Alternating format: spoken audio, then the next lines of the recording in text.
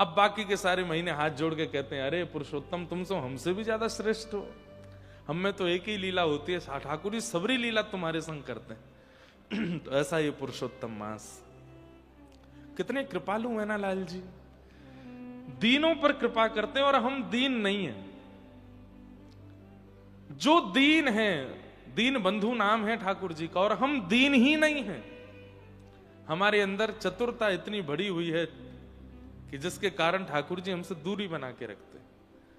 दीन बन जाइए, सरल बन जाइए, सहज बन जाइए, और उपेक्षित होइए मत, पर उपेक्षितों की तरह ही रहिए।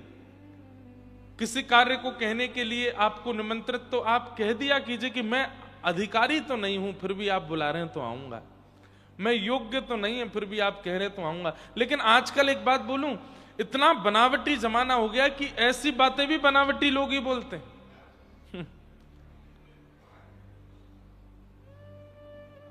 हम तो लायक नहीं महाराज जी, लेकिन आप कह रहे हैं तो ठीक है आएंगे।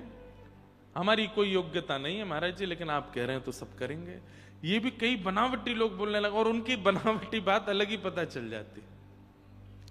कोई मिले मुझको, मिलते रहते हैं, तो मैंने कहा भैया आपकी बड़ी कृपा, देखो आपके सानिध्य में सब लोग कितना आनंद ले रहे हैं। मैं तो महाराज जी कण हूं, कण, चरणों की कण हूं, और कण में भी सबसे छोटी कण हूं। मुझे पीस दीजिए चरणों से।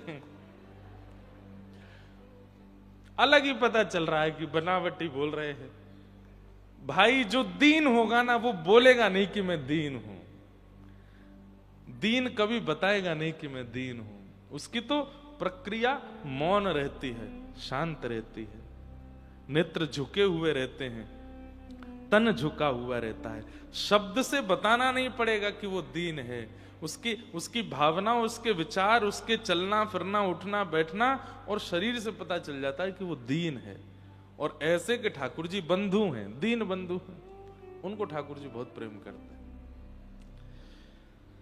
दीन बंधु बनो, ठाकुर जी के प्रिय बनने का प्रयास करो, और वो प्रयास इस मास में संभव है। अब तो बहुत दिन बचे हैं, अब तो बहुत कम दिन बचे हैं, शेष दिन ज्यादा नहीं है। इसलिए इस मास को आनंद के साथ में, जो शेष दिन बचे हैं, उत्सव मनाते हुए, कथा सुनते हुए, खूब सुंदर वृंदावन का वास करते हुए। बहुत सुंदर एक पद है वृंदावन, क्योंकि मैं वृंदावन में कथा कर रहा हूं ना, तो यहां पर व्रज के भाव सब जगह नहीं प्रकट होते।